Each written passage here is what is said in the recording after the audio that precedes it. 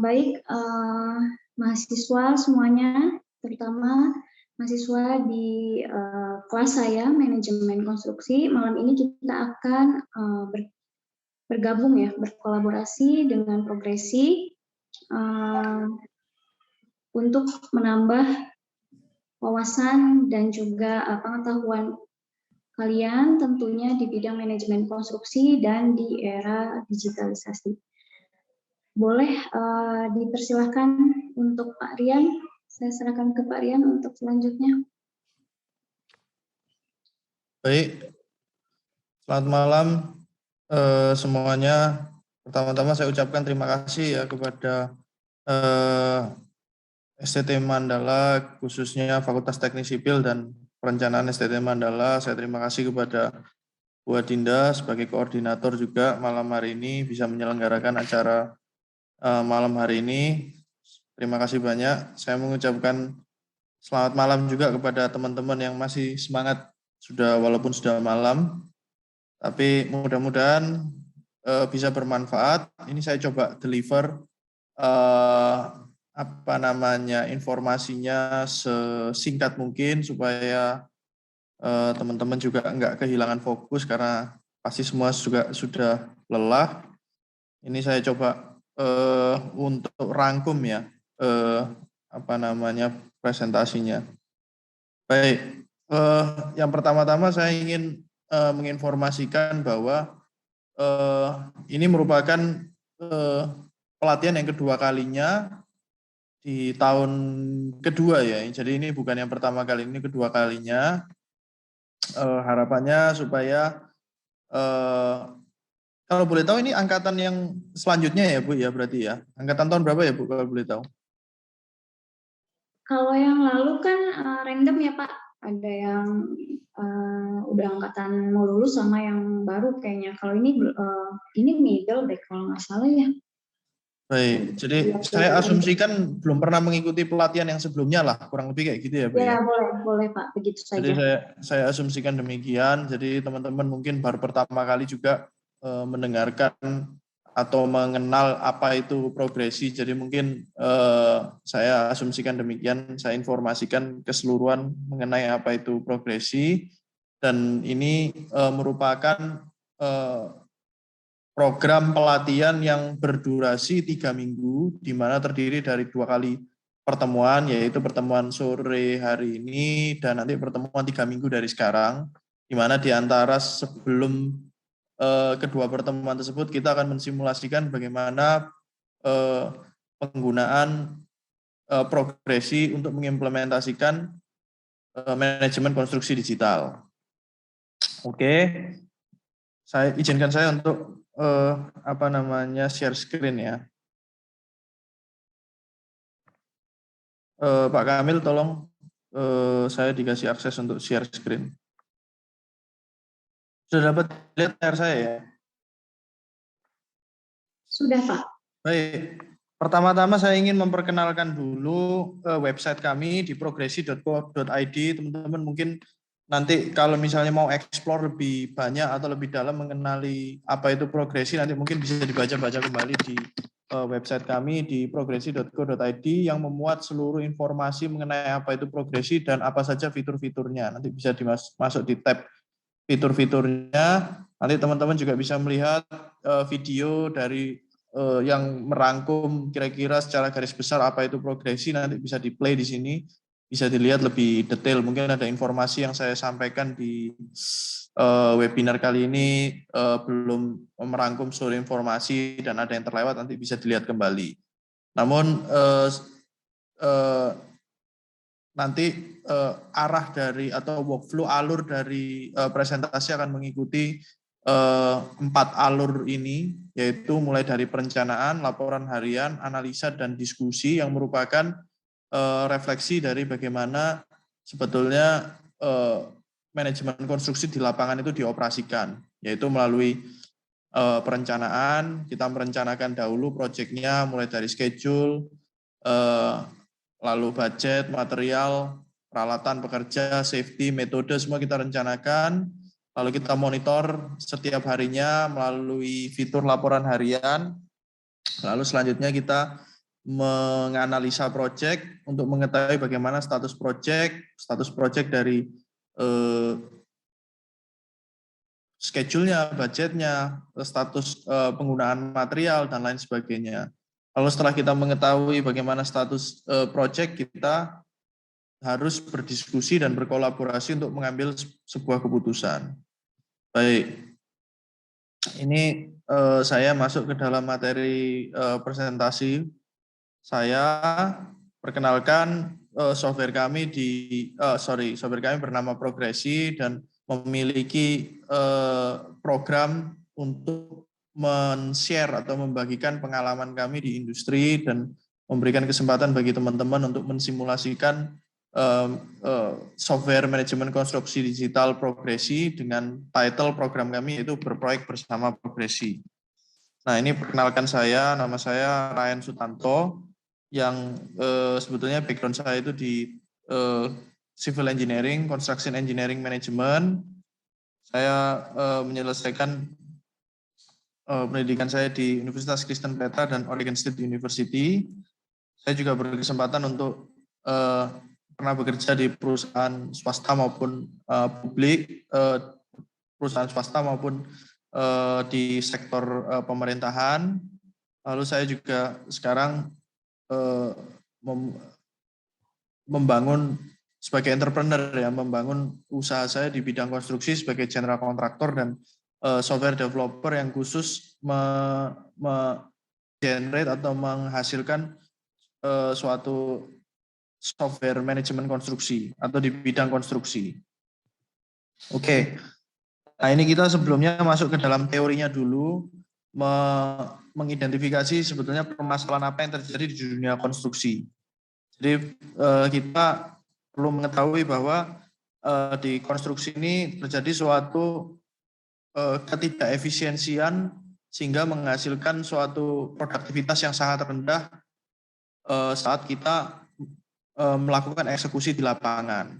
Apabila dibandingkan dengan sektor lain, kita ini sektor manufaktur kita ini sangat tinggi, gitu kan, hampir 2 kali lipat produktivitas di sektor manufaktur yang tidak bisa kita kejar.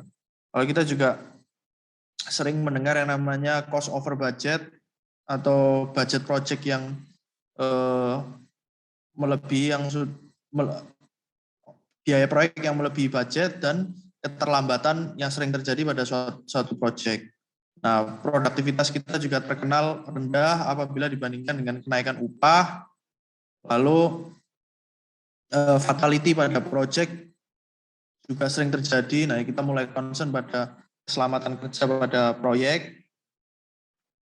Nah, kita juga mengidentifikasi kira-kira ketidakefisiensian dalam sektor konstruksi itu ada 6 masalah utama.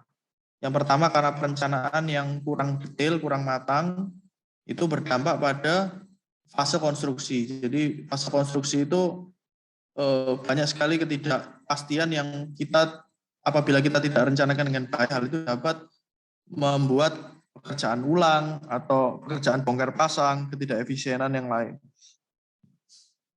Hal yang kedua adalah komunikasi yang tidak terorganisasi. Tumpang tindih. Ini disebabkan karena kita mengetahui karena organisasi proyek itu sangat kompleks. Ada yang kaitannya dengan pihak eksternal, ada yang kaitannya dengan pihak internal, yaitu komunikasi kita dengan pihak owner dan komunikasi kita terhadap tim internal kita. Baik yang di lapangan, subkon, vendor material, dan lain sebagainya. Lalu administrasi proyek yang tidak akuntabel dan tidak rapi. Nah, ini kita juga sering melihat bahwa administrasi proyek itu biasanya ditinggalkan. Biasanya lapangan ini jalan dulu, tapi administrasi ini seringkali tidak diindahkan. Nah, padahal sumber segala dispute atau permasalahan itu karena banyak sekali hal-hal yang di lapangan yang tidak kita dokumentasikan dan kadang bekerja tidak berdasarkan approval dari pihak owner. Nah, itu kita sekarang membutuhkan suatu platform yang bisa memfasilitasi untuk bisa mendokumentasikan administrasi. Lalu informasi proyek yang lambat terdistribusi ke seluruh stakeholder. Nah, ini project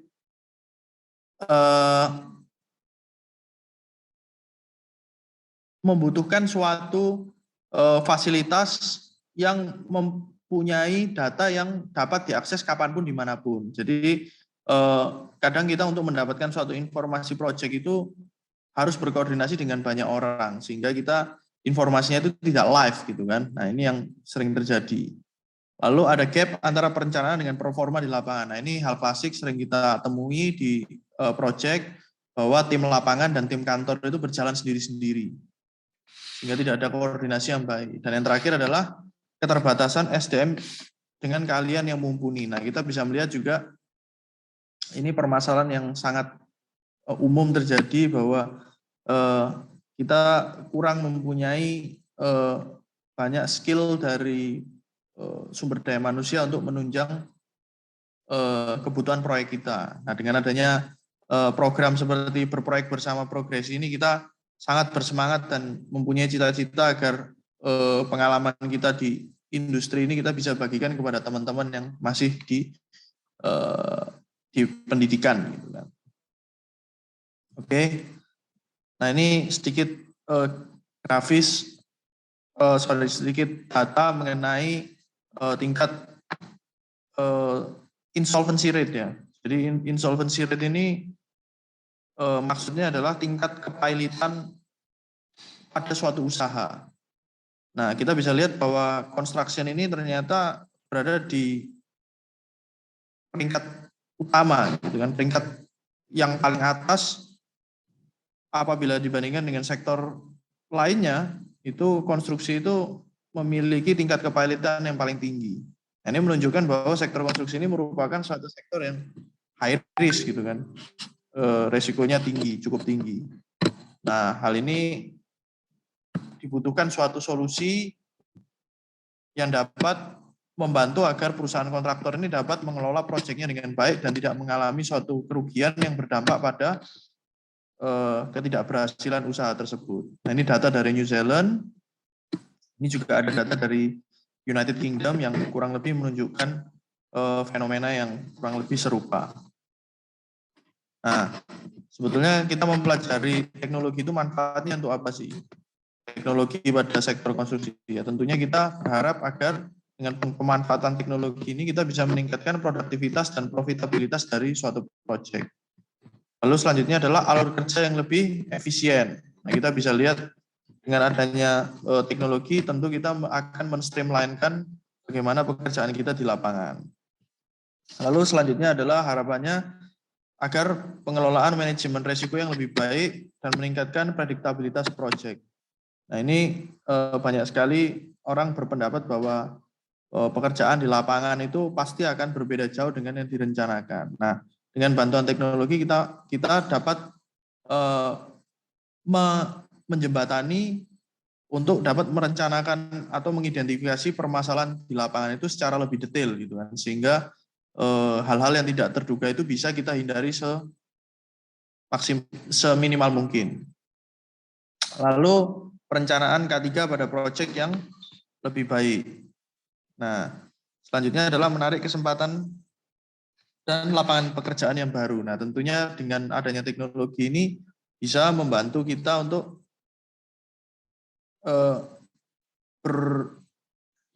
ibaratnya mempunyai skill set yang baru ya. Jadi dengan adanya skill set baru di dunia teknologi, siapapun yang mempunyai skill untuk menguasai atau implementasi teknologi ini akan sangat dibutuhkan. Lalu selanjutnya adalah menciptakan bisnis model yang baru karena teknologi bersifat disruptif. Nah ini juga mungkin teman-teman yang berpikir bahwa pada saat teman-teman bekerja di sektor konstruksi itu pasti kepikirannya kepingin membuka kontraktor atau arsitektur atau konsultan dan lain sebagainya. Tapi dengan adanya pengetahuan di sektor teknologi ini, teknologi konstruksi, itu pasti akan membuka kesempatan bagi teman-teman untuk bisa berpikir pengembangan usaha di dunia teknologi konstruksi.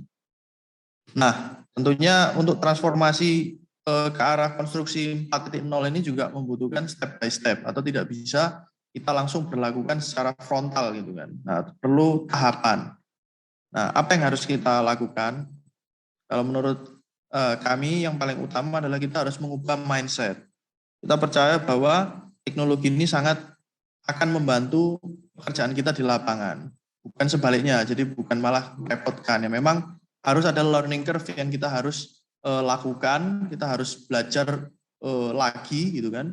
Tapi hal tersebut kita lakukan sekali dan selanjutnya kita bisa akan mempermudah pekerjaan kita di lapangan. Lalu yang kedua adalah kita coba identifikasi permasalahan dari proyek di masa lalu dan mencari peluang untuk menerapkan teknologi untuk meningkatkan produktivitas. Nah, ini sebagai bahan evaluasi dari beberapa proyek yang kita sudah pernah lakukan di masa lalu, itu kira-kira apa peluang kita untuk mengimplementasikan teknologi gitu kan. Lalu menginvestasikan pelatihan skill set baru. Nah, ini juga sangat penting. Kita berinvestasi kepada sumber daya manusia kita dalam hal pelatihan-pelatihan untuk meningkatkan skill mereka di teknologi, pemanfaatan teknologi. Lalu membangkitkan kesadaran dan pengambilan keputusan berbasis data. Nah, karena kita berada di dalam sektor konstruksi yang notabene kita ini sektor teknis ya. Nah, tentunya kita harus melakukan pengambilan keputusan berbasis data. Nah, data ini hanya bisa kita dapatkan apabila kita record dengan baik gitu kan. Nah, lalu selanjutnya adalah evaluasi peningkatan kinerja dari waktu ke waktu. Oke, selanjutnya progresi. Progresi itu apa sih? Software manajemen konstruksi yang memfasilitasi perencanaan dan monitoring proyek secara real time berbasis data, visual, dan analisa. Nah, progresi ini juga menggunakan cloud system, artinya datanya bisa diakses kapanpun, dimanapun, oleh siapapun, di mana data tersebut itu saling terintegrasi. Dia tidak berdiri sendiri-sendiri, tapi dia saling berbicara satu dengan yang lain. Di mana datanya itu dapat diakses oleh seluruh stakeholder proyek untuk mengukur parameter, yaitu biaya, mutu, waktu, dan K3. Nah, ilustrasinya seperti pada layar. Kita lihat ada gambar awan yang melakukan project management dengan menggunakan cloud system, di mana kita bisa merencanakan dan menganalisa, memonitor project dan menganalisa project, mengendalikan project dengan menggunakan teknologi cloud system. Nah, selanjutnya adalah apakah sekarang ini merupakan momentum yang tepat sebetulnya, timing yang tepat bagi teman-teman untuk segera beradaptasi dengan penggunaan teknologi konstruksi, teknologi digital? Jawabannya adalah iya, karena kita semakin melihat bahwa semakin ke belakang ini semua aspek kehidupan itu selalu membutuhkan atau dimanjakan dengan adanya teknologi. Nah, tentunya sektor konstruksi merupakan sektor yang justru sangat lebih membutuhkan yang namanya teknologi, karena kita membutuhkan alat bantu gitu kan untuk membuat pekerjaan kita yang notabene kompleks ini menjadi supaya lebih simpel gitu kan. Lalu tentunya ada support dari pemerintah kita yang mengakselerasi pemanfaatan teknologi di seluruh aspek, di seluruh industri, yang tidak terlepas adalah sektor konstruksi juga. Lalu dengan adanya pandemi tentunya keinginan untuk meningkatkan implementasi digitalisasi itu semakin tinggi, sehingga COVID ini bisa dilihat sebagai katalisator juga untuk implementasi teknologi konstruksi. Dan yang terakhir adalah kesempatan yang lebih besar bagi kontraktor untuk bisa menghandle lebih banyak proyek, gitu kan? Oke, yang kita kedepankan dari progresi adalah tentunya efisiensi, akurasi, kecepatan, dan integrasi data. Nah, yang kita coba tawarkan adalah kecepatan dan akurasi akses project kepada semua stakeholder. Nah, karena kita menggunakan cloud system, itu bisa diakses kapanpun, dimanapun. Lalu kita juga bisa memanfaatkan data agar kita bisa pada saat kunjungan ke project itu bisa lebih efisien. Kita bisa mempelajari data pada project sebelum kita datang ke project, sehingga pada saat kita melakukan site visit kita sudah bisa melakukan pengambilan keputusan secara cepat gitu kan, tanpa menunda. Lalu selanjutnya adalah efisiensi komunikasi tim lapangan dan kantor. Nah, ini kita mempunyai data yang terintegrasi menyebabkan kita dapat mengambil keputusan atau menganalisa suatu proyek berdasarkan informasi yang basisnya sama atau datanya sama. Lalu audit performa proyek secara menyeluruh, tentunya kita bisa menghindari pekerjaan yang redundant ya atau repetitif yang berulang-ulang itu, karena status proyek itu sudah dihitungkan secara sistematik di dalam progresi untuk melahirkan atau memunculkan status proyek, sehingga kita melakukan audit proyek itu bisa dilakukan secara cepat. Lalu selanjutnya inventarisasi informasi proyek secara lebih akuntabel, karena seluruh data terdokumentasikan dengan baik di sistem. Oleh sebab itu kita mempunyai rekod dari setiap baik itu permasalahan, lalu lintas dokumen, dan lain sebagainya. Dan terakhir adalah yang perlu kita tekankan adalah harga yang dijangkau. Nah, ini untuk mengurangi ketergantungan kita terhadap teknologi dari luar, itu kita mempunyai suatu teknologi lokal yang sudah menyesuaikan dengan skala ekonomi di Indonesia, sehingga keinginan suatu perusahaan konstruksi untuk bisa lebih efisien dengan beradaptasi atau menggunakan teknologi itu tidak perlu ragu-ragu, karena investasinya terjangkau gitu kan. Kalau misalnya dia investasinya mahal, walaupun dia punya perusahaan tersebut mempunyai keinginan untuk menggunakan teknologi, tapi investasinya tidak sesuai gitu kan, misalnya dengan skala proyek yang dia dapatkan. Nah, kita berusaha untuk menciptakan suatu model bisnis dan harga yang cukup dapat diakses oleh masyarakat konstruksi di Indonesia. Nah, mengapa kok progresi? Karena progresi itu didesain oleh expert di bidang konstruksi. Kebetulan saya juga bersama tim juga turut terlibat dalam mendesain dan mendesain progresi, sehingga bersama dengan tim IT yang dikombinasikan untuk melahirkan progresi itu sendiri. Nah, tentunya teman-teman nanti pada saat bersimulasi juga bisa memberikan masukan dan saran kepada kami untuk terus bisa mengembangkan progresi. Lalu selanjutnya adalah kita membuat suatu sistem juga yang harus bisa ramah digunakan atau mudah digunakan oleh teman-teman, atau user friendly lah gitu kan. Supaya apa ya? Supaya pemanfaatan teknologi itu bisa lebih maksimal dan efisien gitu kan. Nah, lalu tentunya dengan pemanfaatan progresi itu diharapkan ya profit dari proyek meningkat, lalu ketepatan penyelesaian schedule proyek, dan efisiensi pada proyek. Nah, harapannya setelah menggunakan progresi terjadi peningkatan profit, penyelesaian proyek yang lebih tepat sasaran, sesuai dengan kualitas, dan mencapai zero accident. Nah, ini 4 pilar yang tadi saya sebutkan, mulai dari perencanaan, laporan harian, analisa, dan diskusi. Nah, ini yang tadi saya sempat singgung bahwa ini merupakan refleksi dari bagaimana sebetulnya proyek itu beroperasi. Dia harus direncanakan terlebih dahulu, lalu dimonitor secara berkala, lalu kita juga mengetahui bagaimana kesimpulan dari status proyek tersebut, dan dapat berkoordinasi untuk mengambil keputusan apa yang harus diambil apabila terjadi sesuatu, misalnya keterlambatan di lapangan, dan lain sebagainya. Kita progresi juga selain mempunyai fitur web app, aplikasi di web, tapi kita juga dapat diakses di mobile. Nah, teman-teman nanti bisa langsung mencoba untuk mencoba di mobile juga. Ini sangat penting juga bagi teman-teman yang ada di lapangan untuk memasukkan progres, status material, peralatan, jumlah pekerja yang bekerja di hari tersebut. Itu semuanya bisa diakses dengan menggunakan smartphone gitu kan. Jadi teman-teman di lapangan itu nggak harus buka laptop atau punya laptop untuk mengisi data, tapi dengan smartphone saja sudah cukup untuk bisa memberikan update kepada manajemen level di perusahaan tersebut.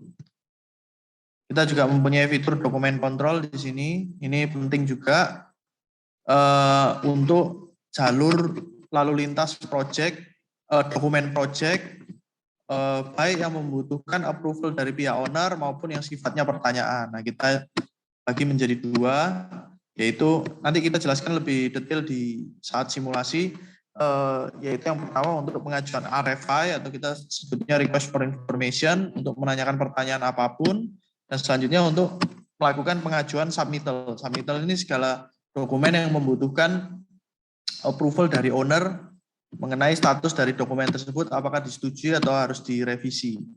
Kurang lebih demikian. Nah, ini nanti bisa dipelajari lebih detail di web, lebih detail dan bisa dilihat videonya. Nah, ini tadi saya juga sudah menyampaikan bisa diakses di web maupun Android dan iOS. Oke, kita masuk ke dalam simulasi proyeknya.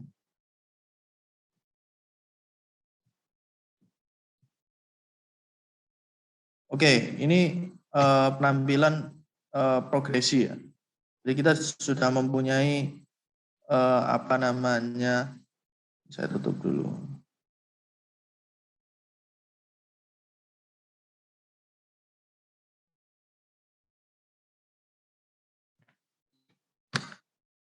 Ini saya mempunyai simulasi project. Nah, kita bisa lihat di sini kita masuk dalam fitur pilar perencanaan. Kita bisa melihat bagaimana project itu direncanakan mulai dari tasnya, lalu kita masukkan harga satuannya, kita masukkan kuantitinya, kita masukkan satuannya. Nah, ini di sini kita bisa copy paste juga dari Excel. Jadi progresi itu bisa dengan mudah di copy dan paste di Excel supaya tidak perlu susah-susah mengetik satu persatu. Nah, apa yang kita rencanakan? Kita bisa merencanakan mulai dari schedule-nya, materialnya, peralatannya, dan pekerjanya. Nah, kita bisa lihat di sini setelah kita lakukan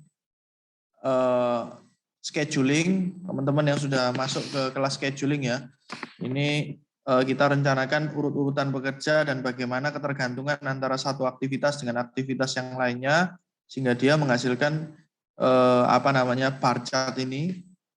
Kita juga bisa mengukur critical path dari masing-masing aktivitas, mana saja aktivitas yang masuk ke dalam lintasan kritis. Nah, setelah itu kita lakukan apa namanya perencanaan material, peralatan, dan pekerja pada masing-masing aktivitas. Kita tinggal memasukkan apa jenis material yang dibutuhkan untuk aktivitas tersebut beserta kuantitinya. Kita juga bisa merencanakan tanggal penerimaan material tersebut. Kurang lebih peralatan sama, kita masuk ke dalam perencanaan pekerja. Nah, perencanaan pekerja ini kita memasukkan kira-kira berapa orang yang kita mau assign untuk menyelesaikan pekerjaan tersebut. Nah, setelah itu kita mempunyai rekap di sini.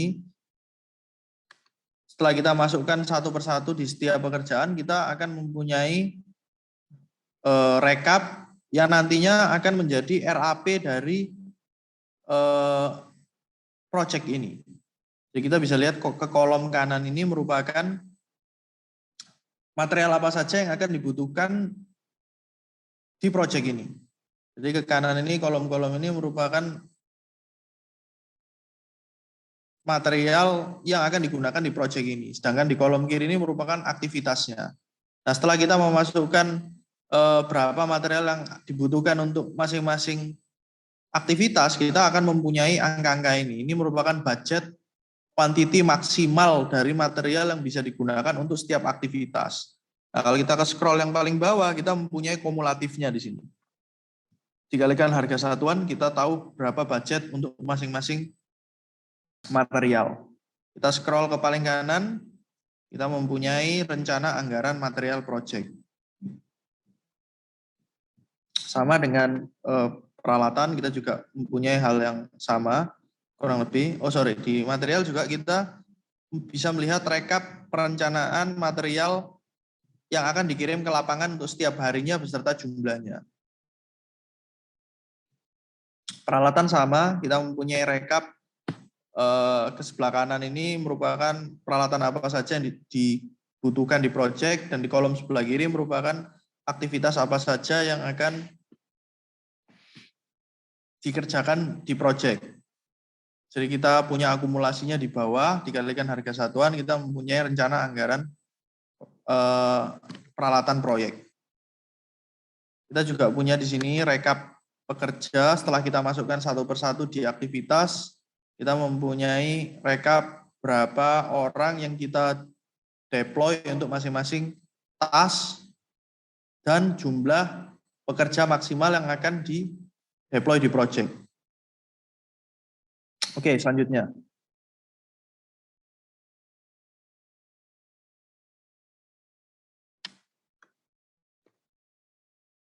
Kita juga bisa merencanakan safety. Di sini kita buat form job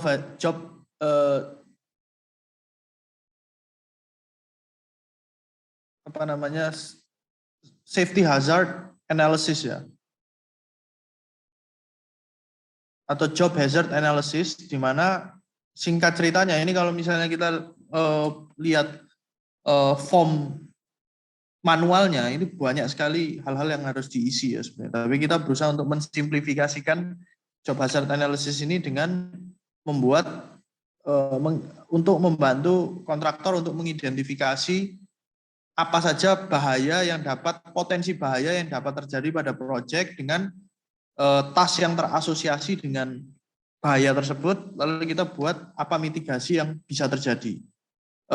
Mitigasi yang dapat dilakukan agar bahaya tersebut tidak terjadi atau kecelakaan tersebut tidak terjadi jauh-jauh hari sebelum pekerjaan tersebut dilakukan.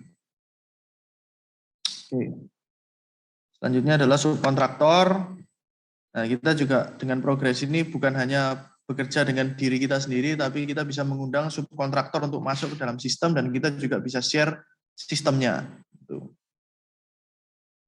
Kita bisa share aksesnya dan teman-teman bisa berkolaborasi dengan subkontraktor. Lalu metode pekerjaan juga kita bisa rencanakan di sini apabila kita ada metode yang harus kita konsultasikan terlebih dahulu kepada konsultan pelaksana atau owner, itu kita bisa minta persetujuan approval dari mereka terlebih dahulu. Oke, selanjutnya saya close dulu semuanya.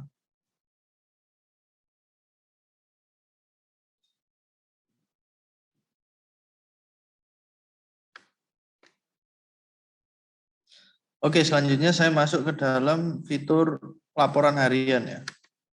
Nah, di laporan harian ini merupakan alat yang kita gunakan untuk memonitoring pekerjaan kita sehari-hari atau progres kita sehari-hari. Nah, kita coba contohkan di sini. Jadi kita sudah mentemplatekan sebetulnya laporan harian itu penampakannya seperti apa yang kita bahas di laporan harian. Jadi di laporan harian itu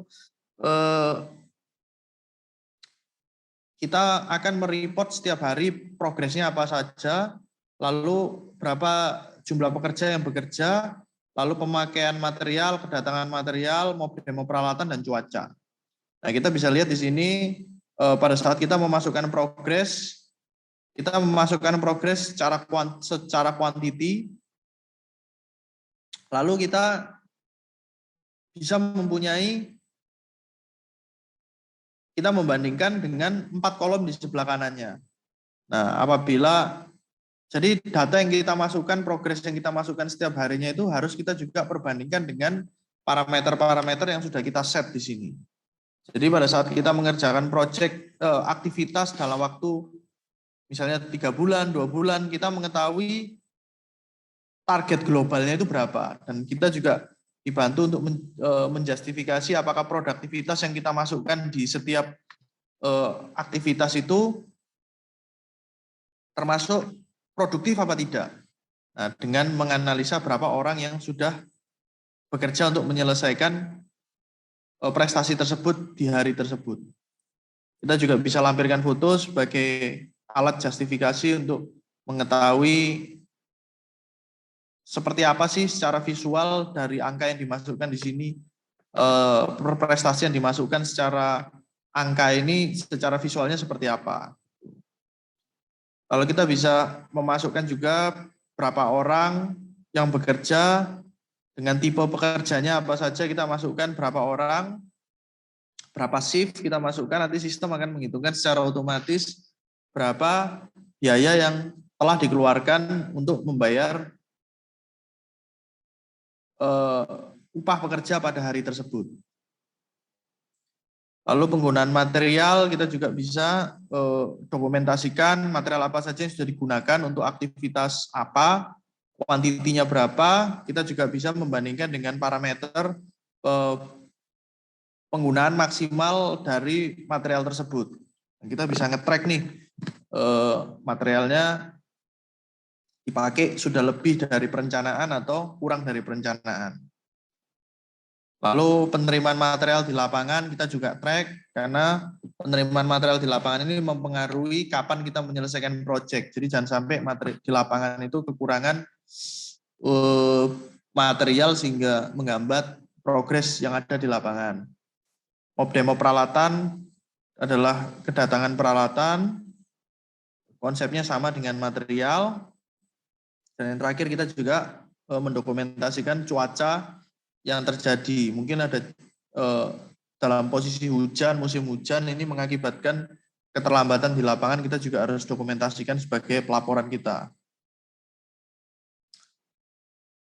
Oke, kita juga bisa melaporkan apabila ada kendala.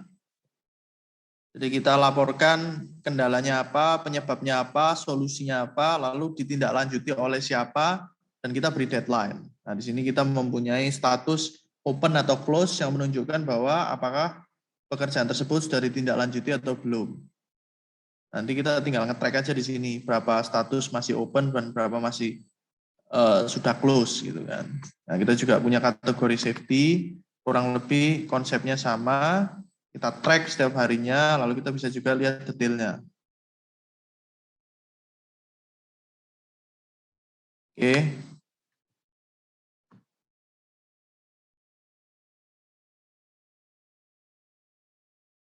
Selanjutnya kita juga bisa melaporkan checklist. Apabila kita membutuhkan checklist, nah kita bisa nge-track juga before dan after checklist sudah di-review oleh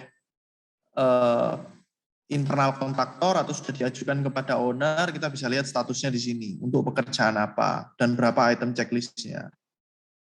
Nah, pengajuan capaian kita juga bisa lakukan. Ini kaitannya dengan penagihan. Jadi berapa persen yang kita sudah selesaikan dan kita akan siap untuk mengajukan pada owner untuk ditagihkan. Oke, ini saya tutup supaya nggak terlalu banyak.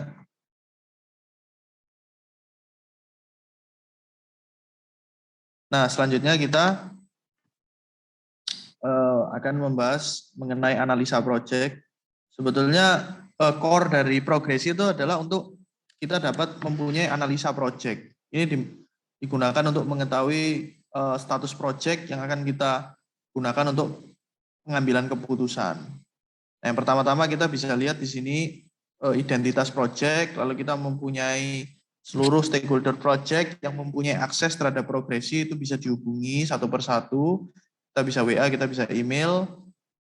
Apakah dia perannya sebagai project manager atau project planner atau project admin, kita bisa daftarkan dan kita bisa hubungi.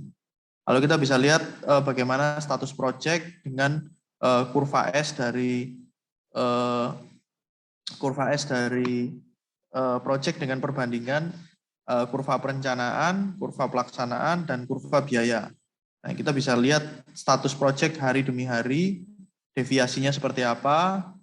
Kalau kita mau melihat secara analitik, kita bisa melihat pada tabel ini, di mana kita melihat schedule varian dan cost varian. Di sini kita melihat kalau misalnya schedule variannya berwarna merah, artinya dia terlambat gitu kan. Sedangkan kalau schedule variannya warna hijau, dia akan menunjukkan bahwa dia pekerjaannya lebih cepat dari yang direncanakan. Sama halnya seperti cost varian ini, kalau dia warna merah berarti dia over budget gitu kan. Sedangkan kalau warna hijau artinya dia pekerjaan yang sudah diselesaikan di lapangan itu mempunyai nilai yang lebih tinggi daripada biaya yang secara aktual telah dikeluarkan di lapangan. Nah ini nanti secara teori nanti mungkin di luar webinar kesempatan kali ini kita bisa bercerita lebih panjang mengenai teori manajemen konstruksi. Ini kita gunakan terus-menerus untuk menganalisa proyek kita di lapangan. Tentunya banyak hal-hal lain, rasio-rasio yang lain. Kalau teman-teman mau mempelajari lebih detail, ini nanti kita bisa bicara lebih panjang lagi. Oke, selanjutnya summary project. Kita bisa mengetahui progres dari project, pencapaiannya seperti apa. Untuk masing-masing aktivitas kita juga bisa filter juga, kita analisa satu persatu. Oke, kita juga bisa memperbandingkan pekerja di lapangan, pekerja kita. Kita perlu menganalisa jumlah pekerja kita di lapangan ini untuk mengetahui bahwa apakah kita sudah cukup balance mendeploy pekerja kita di lapangan. Karena kalau misalnya kita terlalu banyak pekerja di lapangan, kita akan over. Kalau misalnya kita terlalu sedikit juga kita nggak bisa memenuhi target produksi kita. Nah, ini jenis pekerja, tiap harinya kita dokumentasikan, kira-kira mempunyai analisa siapa saja yang kita pekerjakan, jumlah orang, kita juga bisa manfaatkan filter di sini untuk menganalisa untuk masing-masing jenis pekerja yang dipekerjakan pada proyek, pada periode tertentu, kita juga bisa lakukan analisanya, lalu sistem akan menghitungkan secara otomatis berapa kira-kira biaya yang sudah dikeluarkan untuk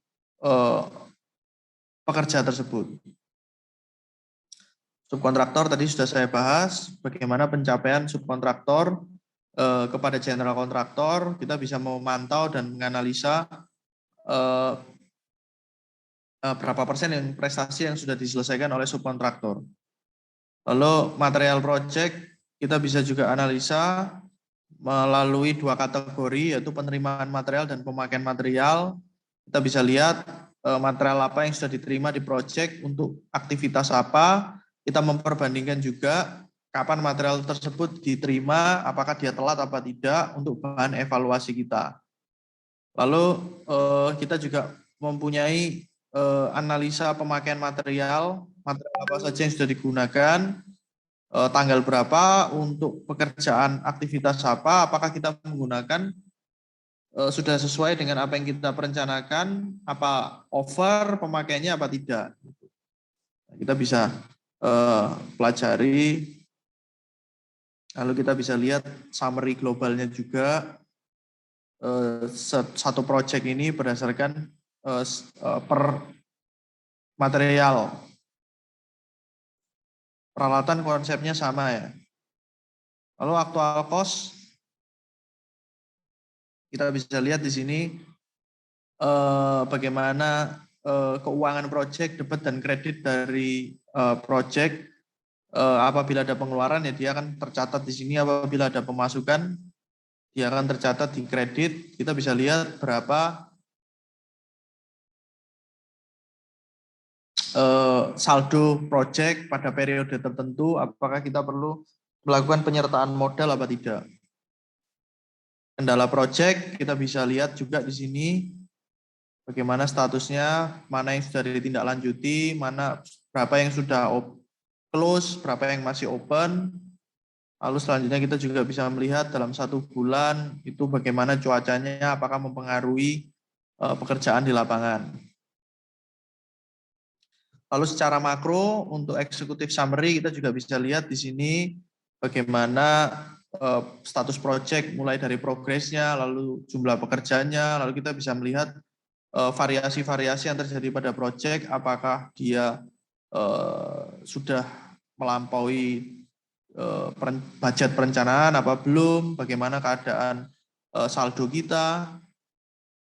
Lalu dari aspek material dan peralatan, kendala, dan apabila kita ada suatu diskusi yang harus kita diskusikan dengan semua pihak. Nah, di sini kita mempunyai fitur diskusi di mana kita kalau misalnya harus berkoordinasi dengan seluruh stakeholder di project, itu kita mempunyai alat untuk bisa mengetrack siapa saja yang menanggapi dalam suatu isu gitu kan. Apakah isu tersebut masih menjadi suatu perbincangan atau dia sudah mendapatkan solusinya gitu kan. Kita juga bisa melampirkan gambar atau foto yang dimaksud dengan item pekerjaan yang kita maksud.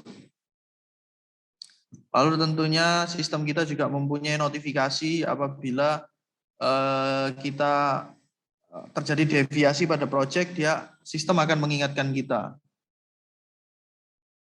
Seperti laporan harian, apabila belum diisi ya dia akan mengingatkan. Lalu task apabila dia belum dikerjakan atau terlambat, dia akan memberikan notifikasi. Material juga stoknya menipis.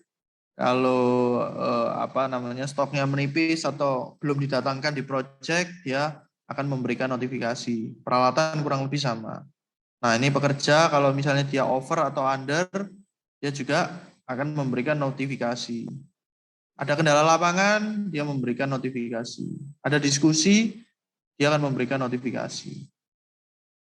Nah, yang terakhir adalah dokumen kontrol. Di sini kita bisa melihat bahwa kita bisa mengajukan dokumen secara digital, lalu kita mau meminta persetujuan dari pihak owner juga secara digital, kita bisa track semua di sini.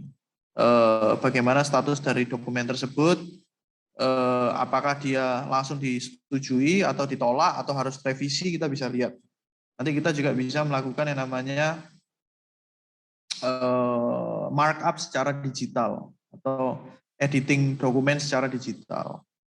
Mungkin kurang lebih demikian dari saya mengenai apa itu fitur-fitur yang didapatkan dari Progresi. Tentunya Progresi tidak berhenti sampai sini dalam mengembangkan fitur-fiturnya.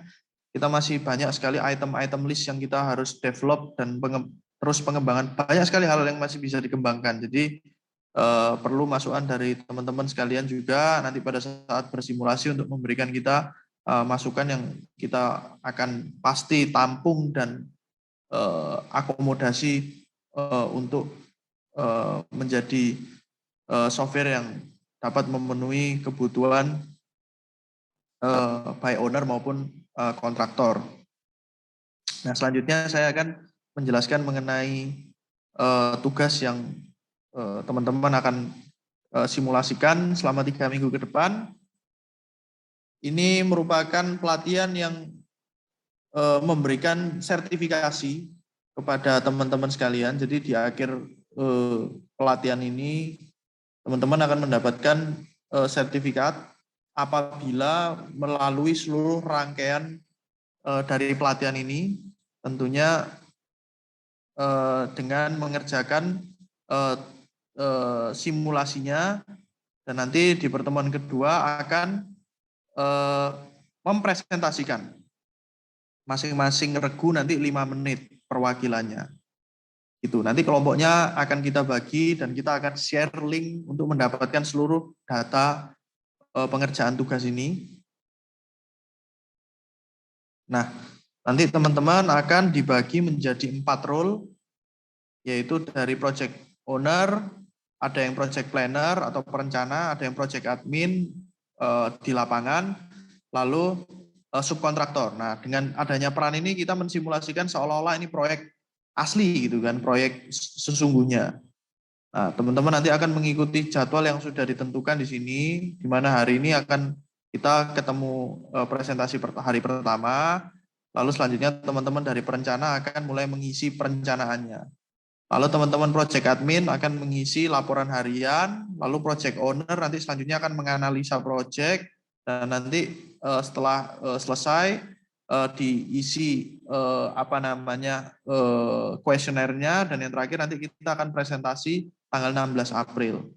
Nah, datanya sudah kita siapkan di sini, mulai dari perencanaan kita sudah siapkan, datanya semua sudah lengkap di sini. Nanti kita share di Drive ya. Jadi datanya nanti bisa dipelajari dan bisa dimasukkan ke dalam sistem. Nanti teman-teman akan mencoba. Lalu di sini juga ada tim dari Project Admin mempunyai data laporan harian, bisa segera dimasukkan ke dalam sistem. Ini datanya sudah kita siapkan ya. Jadi kalau misalnya di project yang sesungguhnya itu data ini kita masih olah. Sebetulnya kita ini kan terimanya sudah matang ini sebetulnya. Kalau teman-teman di dunia nyata itu data-data ini semuanya sebetulnya harus diolah. Untuk mendapatkan data ini harus mengolah dulu gitu kan, baru bisa mendapatkan data-data ini. Nah ini kita sudah siapkan, jadi teman-teman tinggal langsung mencoba saja untuk menggunakan seluruh fitur yang ada di Progresi. Lalu setelah itu teman-teman akan mengisi kuesioner yang sudah kita persiapkan.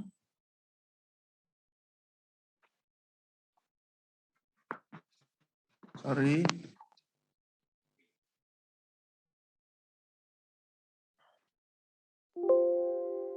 Nah ini gambarnya juga sudah disertakan.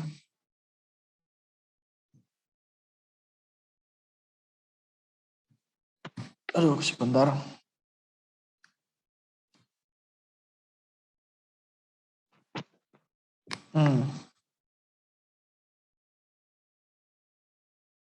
Nah, di sini ada kuesioner, nanti teman-teman akan isi, nanti menjadi bahan paparan di pertemuan kedua. Jadi nanti pertemuan kedua itu teman-teman cuma tinggal setelah mengisi ini dan membacakan ini berdasarkan kelompok yang nanti sudah terbagi-bagi. Kurang lebih demikian. Lalu selanjutnya saya akan tutup dengan video.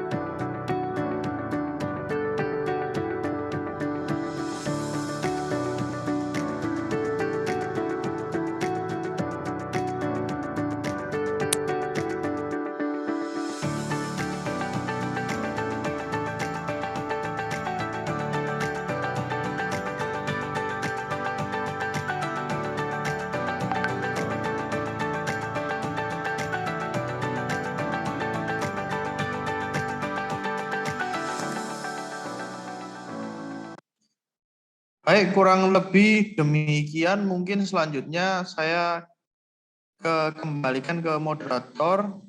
Terima kasih atas waktu dan perhatiannya. Mungkin kalau ada pertanyaan yang bisa saya jawab dari teman-teman. Terima kasih. Terima kasih Pak Rian atas pemaparannya yang luar biasa.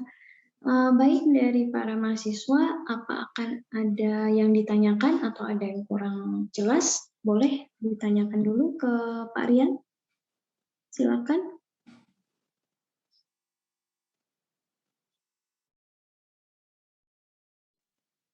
Ada yang mau ditanyain para mahasiswa?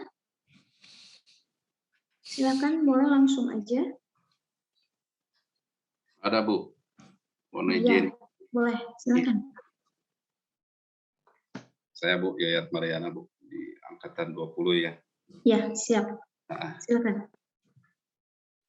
Tadi kan seolah-olah ini adalah aplikasi sistem perencanaan proyek ya, dengan mengentry item pekerjaan, terus volume, harga satuan, juga manpower atau pekerja ya. Terus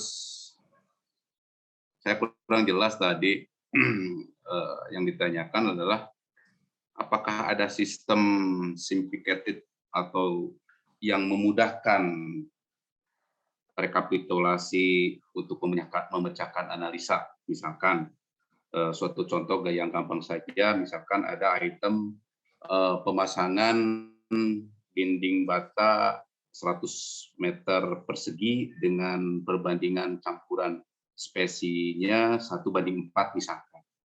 Ya. Kemudian yang saya tanyakan ini Pak Ian, apakah ada aplikasi yang bisa langsung memecahkan sesuai SNI ya, misalkan item tadi pemasangan bata tadi, jadi apakah sudah ada sistem yang secara otomatis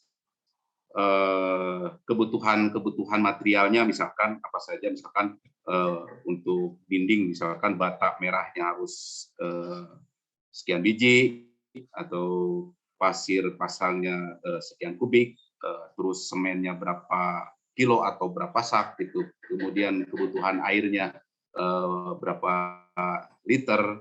Nah, terus ada juga yang memecahkan misalkan di dalam satu item tersebut kita harus membutuhkan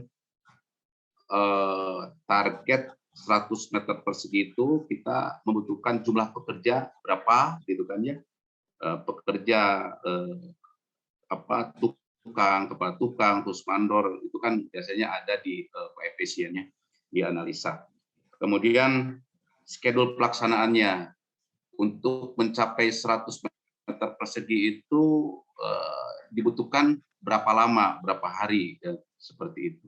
Jadi kesimpulan pertanyaan saya, apakah di dalam suatu aplikasi ini sudah ada yang secara otomatis untuk memecahkan analisa tersebut gitu, sehingga kita apakah tidak mengentri satu persatu misalkan seperti itu. Apakah ada di dalam aplikasi ini sistemnya seperti itu untuk memudahkan kita untuk menghitung RAP gitu kan. Ya. Itu aja mungkin Pak Rian. Ya, saya jawab langsung ya Pak ya. Mohon maaf dengan Pak siapa tadi? Sorry Pak. Yayat Mariana Pak. Pak Yayat, salam kenal Pak. Terima kasih pertanyaannya, luar biasa. Jadi jawabannya per hari ini masih belum Pak, belum bisa. Karena itu fitur yang sudah dinanti-nantikan dan akan rilis dalam waktu yang terukur Pak. Kita sedang mengerjakan. Tapi sementara kita masih masukkan manual seperti yang tadi saya paparkan di presentasi. Kita sementara masih memasukkan manual. Jadi fitur yang sementara ini kita bisa nikmati adalah perencanaan secara manual, laporan harian, pemasukan laporan harian, dan analisa yang tadi saya sudah paparkan mengetahui status proyek Pak. Nah, cuma untuk otomasi yang Bapak sampaikan tadi itu pure analisa harga satuan, kita kembalikan ke analisa harga satuan itu lebih ke fitur estimasi Pak. Sebelumnya kita masih belum mengerjakan ke sana dan kelihatannya belakangan ini memang banyak sekali yang request ke arah sana dan sudah kita diskusikan dengan tim internal kami untuk segera kita develop dan segera deploy ke dalam software kami Pak. Jadi nanti ke depannya itu tidak kita masukkan secara manual, betul tadi seperti apa yang disampaikan Pak Yayat. Sementara ini masih peraktivitas manual, pengerjaan besi dibutuhkan besi beton, contohnya benderat gitu kan.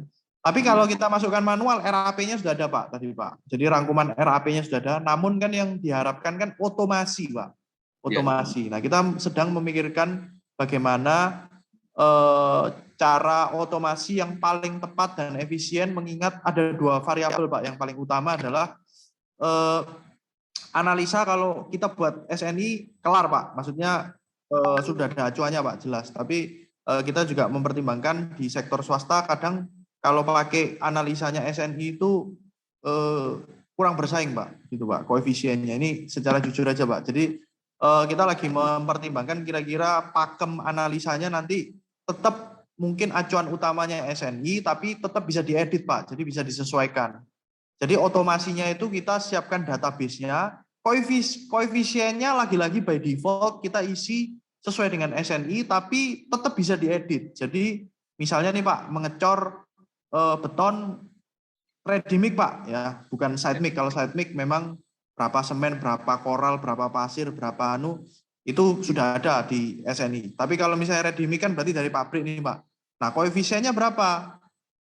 Apakah mengecor 1 kubik itu membutuhkan 1 kubik cor-coran beton? Jawabannya kan tentu tidak Pak, karena ada waste dan lain sebagainya. Mungkin 1,1, 1,05, 1,07 itu semua itu kan tergantung dari bagaimana kita variabel harga yang nanti akan kita ajukan kepada owner Pak. Jadi itu tetap kita berikan keleluasaan bagi si pengguna untuk bisa tetap mengedit walaupun kita beri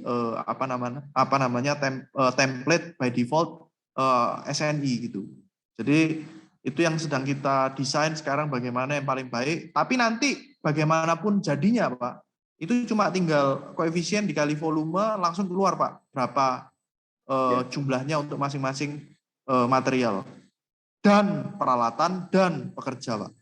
Saya 100% memahami apa yang Pak Yaya tadi sampaikan dan under development Pak. Jadi mungkin progresi dalam waktu 2 bulan, 3 bulan ke depan insya Allah sudah keluar Pak itu fiturnya Pak. Ya.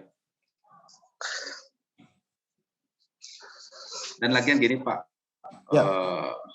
Apakah lebih kompleks misalkan itu kan standar biaya daerahnya misalkan di Kabupaten Bandung, di Kota Bandung, terus di daerah-daerah mana kan standar biaya daerahnya berbeda-beda ya Pak, mulai dari material dan upah pekerja itu.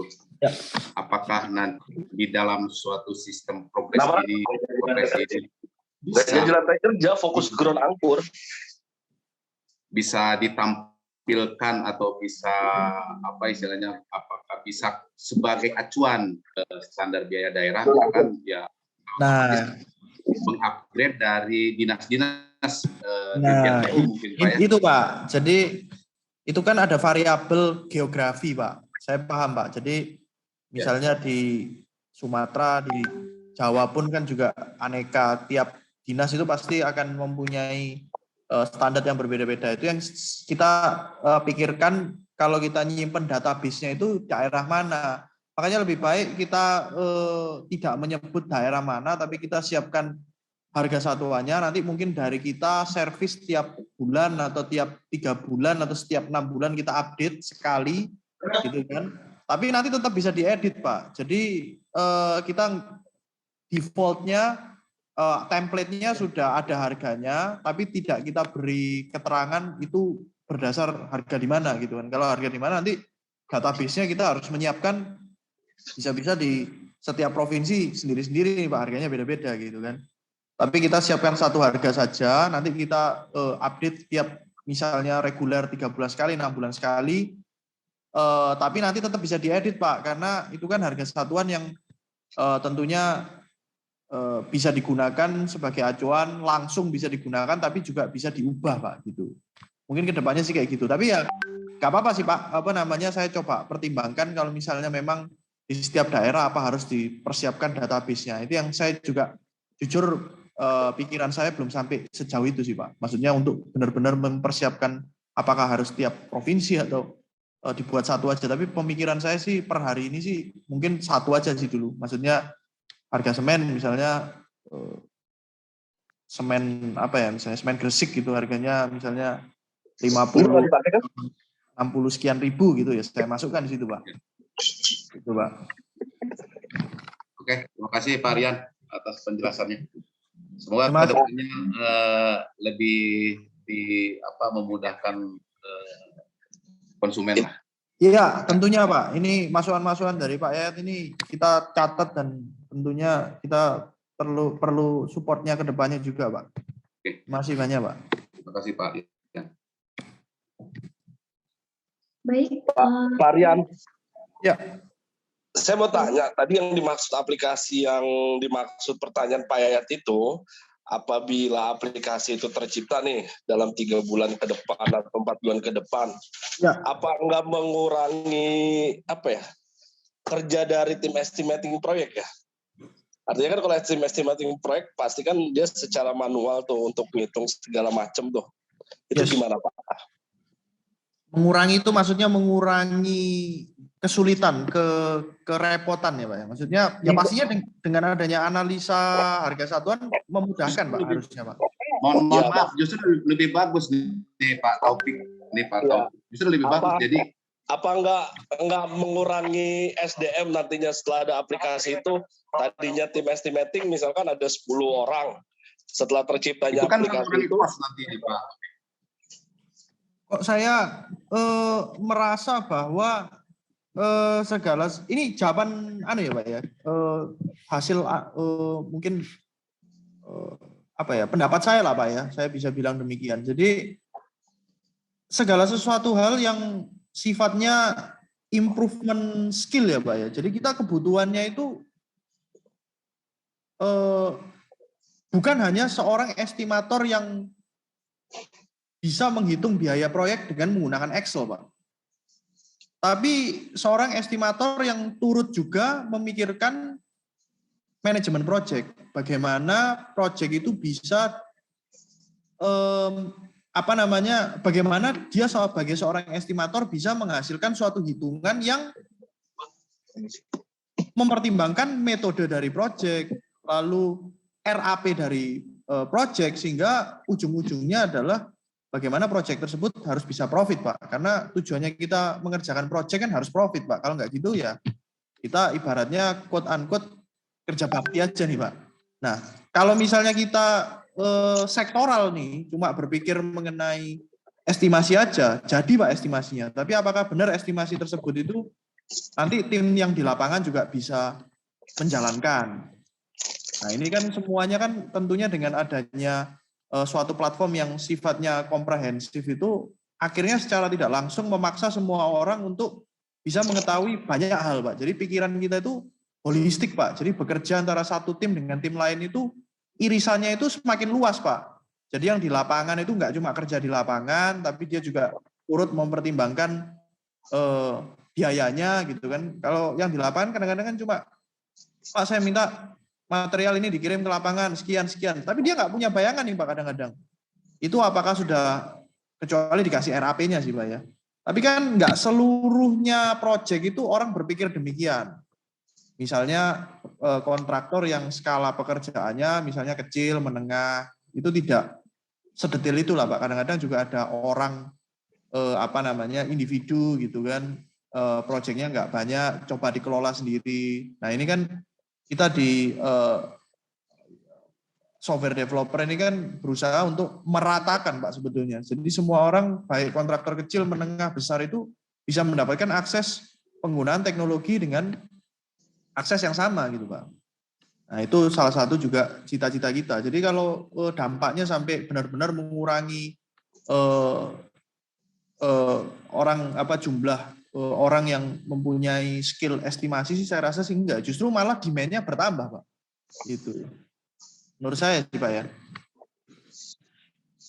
Makin komprehensif Pak yang di skill yang dibutuhkan gitu.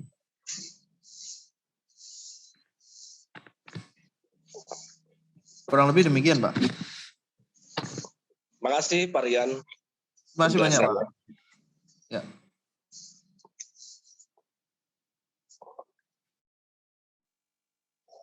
Sudah Pak Taufik dan juga Pak Yayat cukup?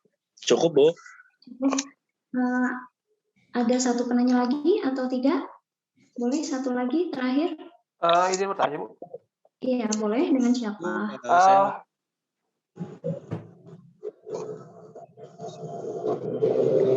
Saya Siapa?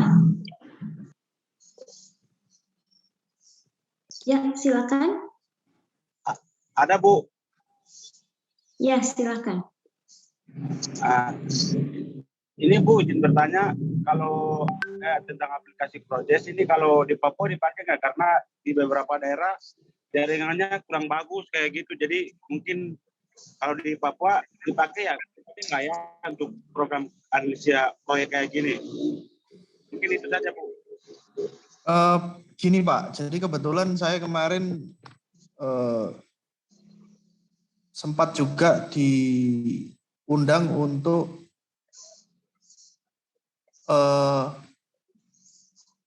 apa ya namanya, mempresentasikan kepada konsorsium Tol Langit itu Pak. Jadi yang tugasnya itu adalah membangun tower-tower pemancar internet, jaringan internet di seluruh Indonesia. Itu 1 tahun itu 6.000 tower Pak. Di mana 4.000 towernya itu ada di Papua Pak. Nah, pertanyaannya pada saat kita mau membangun 4.000 tower baru di Papua, yang harapannya ke depannya tower-tower tersebut kalau sudah berdiri itu bisa memberikan akses internet di Papua, itu bagaimana pengawasan proyeknya, sementara sekarang masih belum towernya belum berdiri, baru mau dibangun, kita bisa mengawasi 4.000 tower tersebut yang masih dalam pembangunan. Itu pun juga sudah ada solusinya Pak. Jadi sebetulnya karena Progresi ini merupakan software yang sangat bergantung pada internet. Ya kalau nggak ada internet pasti tidak bisa diakses Pak. Itu 100% sudah pasti jawabannya. Tapi pada saat kita membangun 4.000 tower di Papua, itu mungkin yang 1.000 towernya itu masih belum bisa pakai Progresi. Tapi setelah 1.000 towernya itu terbangun, membangun yang sisa yang 3.000 atau yang 4.000 di tahun-tahun selanjutnya, itu bisa mengandalkan tower yang 1.000 dibangun di tahun pertama, walaupun sinyalnya cuma 1 nih, anggapannya Pak ya. Jadi ibaratnya kayak ekstrimnya lah cuma 1, tapi masih mending 1 Pak daripada nggak ada sama sekali. Tapi yang jelas kalau tidak ada sinyal sama sekali ya pasti nggak bisa. Tapi saya rasa sih keadaannya nggak sampai se-ekstrim itu, karena ini sudah pembangunan ke tahun kesekian. Tapi yang jelas dengan adanya internet, itu seharusnya dipakai di wilayah manapun, karena Progresi ini sifatnya platform digital, online ya pastinya bisa Pak diakses. Mungkin lambat, oke, memang benar lambat karena sinyalnya terhalang oleh objek gitu misalnya. Tapi kan kalau misalnya setelah infrastruktur semua terbangun ya pastinya dia harus bisa digunakan Pak. Itu mungkin kurang lebih demikian Pak ilustrasinya Pak. Terima kasih Pak. Terima kasih Pak. Baik, saya pikir itu kita sudah cukup ya Pak, tanya jawabnya hanya dibatasi 3 saja karena waktu juga. Nah, untuk teknisnya nanti bagaimana Pak? Untuk jadwal dan segala macamnya nanti bisa di-share-kan ke saya ya? Ya, jadwalnya tadi yang saya sudah paparkan ini nanti saya share semua datanya ke Drive. Nanti Drive-nya saya beri aksesnya, nanti sudah ada tim saya. Jadi nanti di pertemuan kedua nanti tinggal paparan saja setelah mencoba, datanya sudah saya beri. Nanti kalau teman-teman memang ada yang perlu dikoreksi, masukan dan lain sebagainya, mohon nanti disampaikan saja. Nanti kan kita buat grup. Nanti kalau seandainya di tengah jalan, pada saat penggunaan terus ditemukan apapun permasalahannya bisa disampaikan di grup, dan mungkin kita bisa regroup lagi untuk melakukan conference seperti ini. Yang jelas tim saya pasti akan memandu teman-teman, Bapak Ibu semua di sini untuk melaksanakan simulasinya. Tapi kalau misalnya mau dilihat-lihat dulu di website kami, Dan di website kami ada video-video yang sifatnya tutorial, nanti bisa dilihat kembali.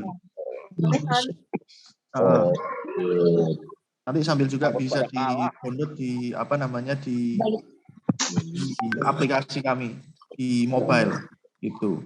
Oke, baik. Baik kalau begitu Pak. Sebelum saya akhiri, saya mau minta dulu kepada para mahasiswa untuk tidak lupa absen dulu ya, presensi dulu ada di chat. Kemudian saya minta ini dulu sebentar untuk on cam karena akan di screenshot terlebih dahulu sebelum ditutup. Boleh dibantu ya? Saya close dulu. Oh iya boleh Pak. Oh iya, thank you. Bukannya cepet ya?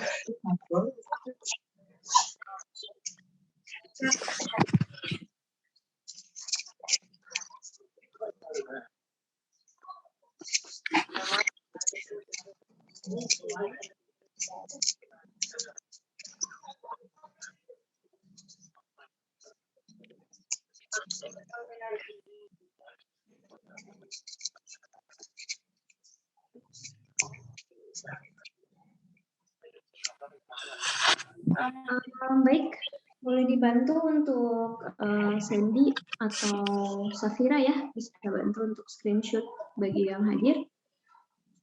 Dan presensinya ada di chat, maksudnya tinggal klik link aja ya.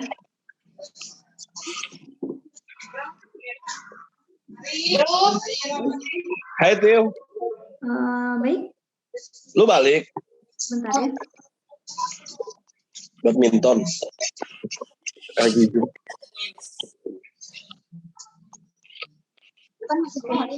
Baik, sudah.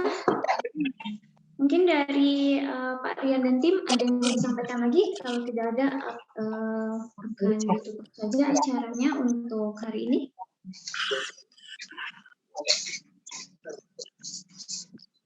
Baik, terima kasih banyak Bu, teman-teman, Bapak Ibu sekalian yang sudah menyempatkan waktu. Kalau misalnya ada pertanyaan, monggo bisa disampaikan nanti di grup ya.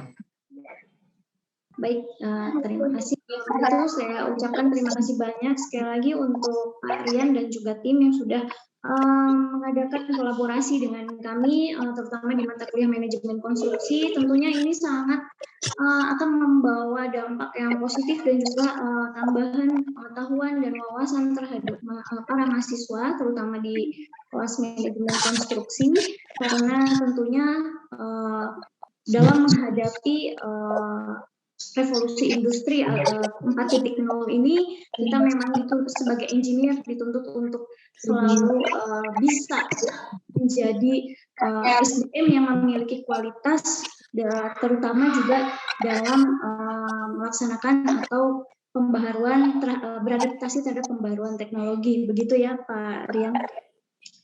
Baik, kalau begitu saya tutup acara. Kalau di sini kuliah tamu ya Pak Rian namanya. Jadi saya tutup kuliah tamu malam ini bersama Progresi. Saya ucapkan terima kasih kepada semua pihak dan juga kepada para mahasiswa yang sudah join. Nanti kita nextnya akan teknisnya akan disampaikan selanjutnya ya, akan menyusul. Baik, sekian saja. Terima kasih, salam sehat, selamat malam, dan assalamualaikum warahmatullahi wabarakatuh. Terima kasih, Pak Rian. Waalaikumsalam, terima kasih. Assalamualaikum warahmatullahi wabarakatuh. Terima kasih. Izin live ya Bu ya, teman-teman. Ya, Ya Pak. Terima kasih Pak. Terima kasih Pak. Masih.